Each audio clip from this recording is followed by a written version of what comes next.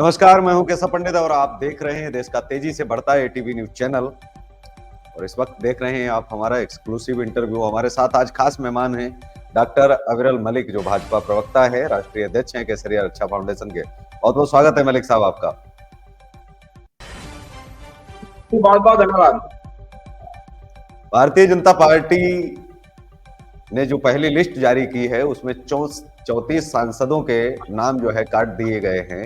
इस पर तमाम पार्टियों के वक्तव्य भी आए हैं कि भाजपा पार्टी में जो है कहीं ना कहीं निराशा है, जो पुराने और जो पिछले सांसदों पर विश्वास नहीं है।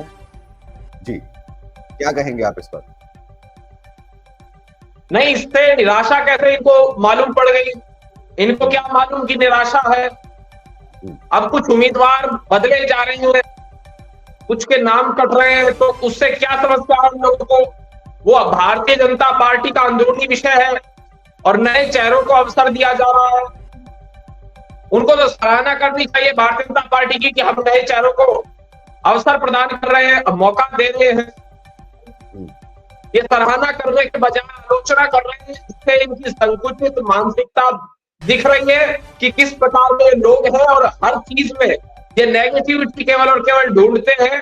हर बात में ये निराशा ढूंढते हैं और ये निराशावादी लोग हैं। ये आशावादी लोग नहीं है। इन्हें आशावादी बनना चाहिए, निराशावादी नहीं बनना। और इन्हें समझना चाहिए कि किस प्रकार से भाई चारों को अवसर नरेंद्र मोदी के नेतृत्व में, अमित शाह जी के नेतृत्व में, भारतीय जनता पार्टी के द्वारा नड्डा जी के नेतृत्व में, सुनील बंसल जी के नेतृत्व में किस प्रकार से नए चेहरों को अवसर प्रदान करने का कार्य किया जा रहा है। आपको बता दें कि असम में 5 मौजूदा सांसदों के टिकट काटे गए हैं, जिसमें मौजूदा सांसद इस वक्त राजदीप राय है, होरेन सिंह बे है, स्वायत्त से गुवाहाटी से रानी ओझा है और तेजपुर से पल्लव लोचन दास है और साथ ही डिब्रूगढ़ से रामेश्वर तेली है। लेकिन पांचों के टिकट कटे हैं। वहां से सिलचर से परिमल शुक्ला वैद्या को मिला है टिकट और स्वायत्त से अमर सिंह टिस्सो को, गुवाहाटी से बिजली कलिता मेदी और तेजपुर से रंजीत दत्ता और डिब्रूगढ़ से सर्वानंद सोनोवाल को। वही छत्तीसगढ़ में 4 मौजूदा सांसदों के टिकट जो है भारतीय जनता पार्टी की तरफ से कटे हैं। जांजगीर चांपा से गुहाराम अजगल्ली और रायपुर से सुनील कुमार सोनी जो मौजूदा सांसद हैं। महासमुंद से चुन्नीलाल साहू का भी टिकट कटा है और साथ ही कांकेर से मोहन मंडावी का भी टिकट कटा है। लेकिन जो उम्मीदवार उतारे हैं, जांजगीर चांपा से कमलेश जांगड़े, रायपुर से ब्रजमोहन अग्रवाल, महासमुंद से रूप कुमारी चौधरी और कांकेर से भोजराज नाग को टिकट दिया गया है। दिल्ली में 4 मौजूदा सांसदों के टिकट कटे हैं। चांदनी चौक से हर्षवर्धन जो मौजूदा सांसद हैं, इनका भी टिकट कटा है। पश्चिमी दिल्ली से प्रवेश साहिब सिंह वर्मा, इनका भी टिकट कटा है, जो मौजूदा सांसद हैं। नई दिल्ली से मीनाक्षी लेखी का भी टिकट कटा है। ये बहुत बड़ी बात है। दक्षिणी दिल्ली से रमेश बिधूड़ी का भी टिकट कटा है, जो मौजूदा सांसद हैं। लेकिन नए उम्मीदवार जो उतारे हैं, चांदनी चौक से प्रवीण खंडेलवाल को उतारा गया है। पश्चिमी दिल्ली से कमलजीत सहरावत हैं और साथ ही नई दिल्ली से बांसुरी स्वराज ने बांसुरी जो है फूंक दी है। दक्षिणी दिल्ली से रामवीर सिंह बिधूड़ी को टिकट दिया गया है। और गुजरात में 5 सांसदों के टिकट कटे हैं। बनासकांठा से प्रभात भाई सभाभाई पटेल का, जो वर्तमान समय में मौजूदा सांसद है वहां पर। अहमदाबाद पश्चिम से किरीट सोलंकी का टिकट कटा है, जो मौजूदा सांसद हैं। राजकोट से मोहन भाई कल्याण जी कुंडारिया का टिकट कटा है, जो मौजूदा सांसद हैं। पोरबंदर से रमेश भाई लवजी भाई दादू का भी टिकट कटा है, जो मौजूदा सांसद है और साथ ही पंचमहल से रतन सिंह मगन सिंह राठौड़ का भी टिकट कटा है। लेकिन नए जो लोग हैं उनको जो मैं अपने दर्शकों को बता दूं कि किसे कहां से टिकट मिला है। बनासकांठा से रेखाबेन हितेश भाई चौधरी को टिकट मिला है। अहमदाबाद पश्चिम से दिनेश भाई केदार भाई मकवाना को टिकट मिला है। राजकोट से परसोत्तम रूपाला को टिकट मिला है और पोरबंदर से मनसुख मंडाविया, राजपाल सिंह, महेंद्र सिंह जाधव को टिकट मिला है। झारखंड में भी 2 मौजूदा सांसदों के टिकट साफ हो गए हैं। हजारीबाग से जयंत सिन्हा जो सांसद है वर्तमान में। लोहरदगा से सुदर्शन भगत का भी टिकट साफ हो गया है।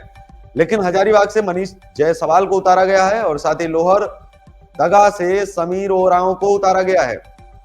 मध्य प्रदेश जो बचता है, यहां भी बहुत जानना जरूरी है कि किसका टिकट कटा है। तो लिस्ट में पहला नाम भोपाल से साध्वी प्रज्ञा सिंह का है। ये लगता ही नहीं था कि साध्वी प्रज्ञा सिंह का इस बार टिकट कटेगा, लेकिन ग्वालियर से भरत सिंह कुशवाहा का टिकट कटा है। गुना से कृष्णपाल सिंह यादव का टिकट कटा है। सागर से राज बहादुर सिंह और विदिशा से रमाकांत भार्गव का भी टिकट कटा है। रतलाम से गुमान सिंह डामोर का टिकट कटा है। होशंगाबाद से उदय प्रताप सिंह का टिकट कटा है। लेकिन मध्य प्रदेश की इन 7 सीटों पर किसको नया टिकट मिला है, ये भी हम आपको जानकारी देंगे। भोपाल से साध्वी प्रज्ञा की जगह आलोक शर्मा को उतारा गया है। रतलाम से अनीता नागर सिंह को टिकट दिया गया है। होशंगाबाद से दर्शन सिंह चौधरी को टिकट मिला है और विदिशा से शिवराज सिंह चौहान को टिकट इस बार जो है दिया गया है, उतारा गया है। सागर को लता मानखेड़े और गुना से ज्योतिरादित्य सिंधिया को इस बार टिकट मिली है कृष्णपाल सिंह यादव की जगह। ग्वालियर से विवेक नारायण तेजवलकर भरत सिंह कुशवाहा की जगह ले रहे हैं जी।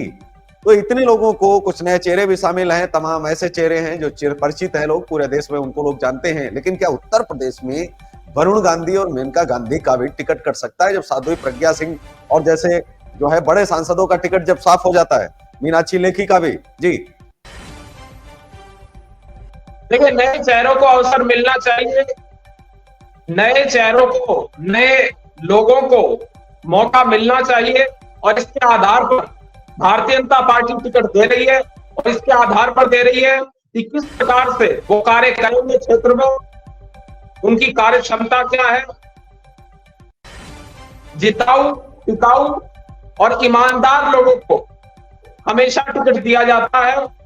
जो जीतने वाला होगा और एक प्रकार से विचारधारा को लेकर आगे बढ़ने का कार्य करेगा और उसके साथ साथ जमीनी स्तर पर जनता की सेवा जो व्यक्ति करेगा और उसके साथ साथ जो व्यक्ति लोकप्रिय होगा उसको निश्चित तौर पर टिकट दिया जाएगा भारतीय जनता पार्टी के द्वारा।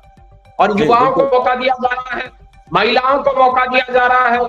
आप देख सकते हैं कि किस प्रकार से इसमें भी नारी सशक्तिकरण को आप देख सकते हैं, उसके साथ साथ युवाओं को किस प्रकार से प्रमोट किया जा रहा है, ये भी आपको देखना चाहिए।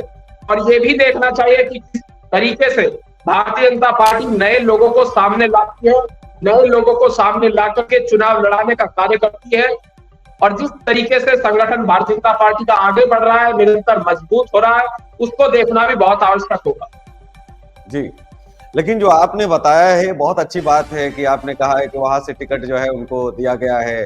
अब इस पर भी जो है बातचीत हम करते हैं। साध्वी प्रज्ञा सिंह और मीनाक्षी लेखी का जब टिकट कटता है तो पता ये भी चल जाता है कि फिर इससे महिला सशक्तिकरण को भी मजबूती जो है मिल रही है। दूसरा साथी, जब आप कहते हैं कि टिकाऊ, जिताऊ और जो है ईमानदार लोगों को हम टिकट दे रहे हैं तो मतलब ये है कि क्या ये टिकाऊ नहीं थे जी?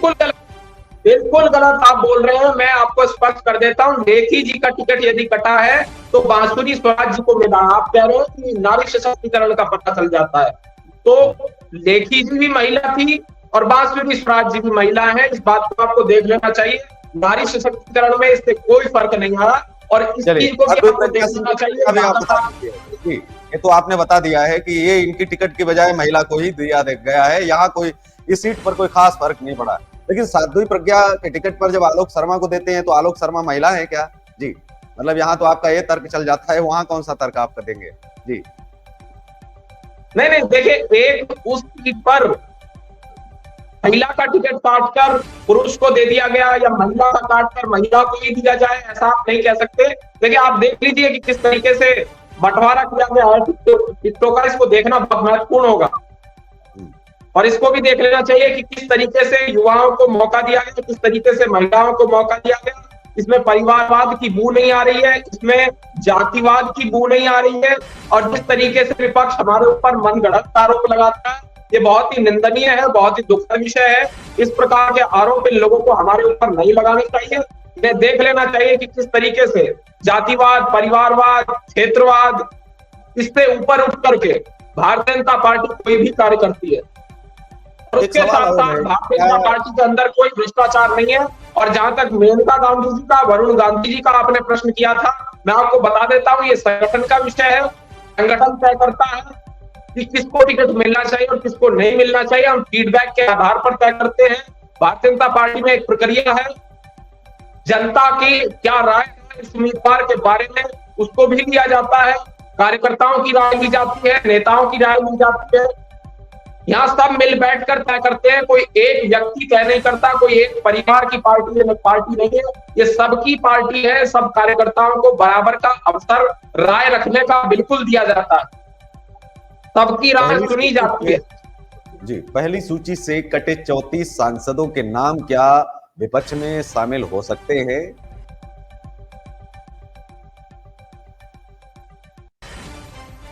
और क्या भारतीय जनता पार्टी के लिए खतरा हो सकते हैं?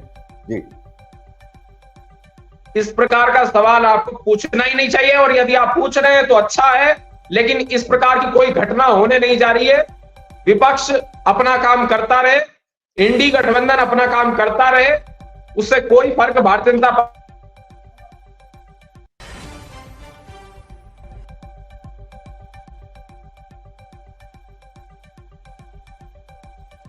सभी लोग भारतीय जनता पार्टी के लिए निरंतर कार्य कर रहे हैं, एक नेता के रूप में, कार्यकर्ता के रूप में और एक जनसेवक के रूप में। यहां टिकट मिलने से कोई फर्क नहीं पड़ता, हार जीत से कोई फर्क नहीं पड़ता, किसी को टिकट मिले या ना मिले उससे कोई फर्क नहीं पड़ता। हमारा मुख्य मकसद है सेवा करना। और जिस तरीके से एक प्रधानमंत्री, मुख्यमंत्री, हमारा कार्यकर्ता सब यहां बराबर होते हैं, सबको बराबरी का अवसर दिया जाता है, सब अब बराबर अपनी राय रखते हैं, चाहे वो प्रधानमंत्री जी हो, मुख्यमंत्री जी हो, राष्ट्रीय कार्यकारिणी के सदस्य हो, वरिष्ठ नेता हो या कार्यकर्ता हो, सब एक स्टेज पर हैं हमारी पार्टी में। सबको बराबरी से रखा जाता है और किसी का ऊंच नीच का भाव ऐसा कुछ नहीं है। ये पार्टी एक प्रकार से परिवार के रूप में चल रही है। हमारी पार्टी, हमारे सब कार्यकर्ता एक परिवार है, और जिस तरीके से हमारी पार्टी आगे बढ़ रही है, वहां क्या है, वहां परिवार ही पार्टी है, यहां पार्टी ही परिवार है। ये फर्क है गांधी परिवार में, कांग्रेस पार्टी में और भारतीय जनता पार्टी में। जी, चलिए, आपने जो खुलकर के आपने बातें रखी भी और कई सवालों पर आप बचते भी नजर आए, तो हमें लग रहा है कि आने वाले समय में जो है चुनाव जिसको लेकर के जो है विपक्ष लगातार ये चीजें कस भी रहा है, और उनकी पार्टी से अब कितने टिकट कटते हैं और जो विपक्ष में बैठे हैं वो अपने कितने लोगों के टिकट काटते हैं, कितने नए लोग खड़े करते हैं और कितने भारतीय जनता पार्टी के भी इन कटे हुए सांसदों से कितने लोग मिलते हैं, ये भी आने वाले वक्त में ही तय हो पाएगा। तो इस कार्यक्रम में बस इतना ही। हमें दीजिए इजाजत, नमस्कार, और आप देखते रहिए देश का तेजी से बढ़ता है एटीवी न्यूज चैनल।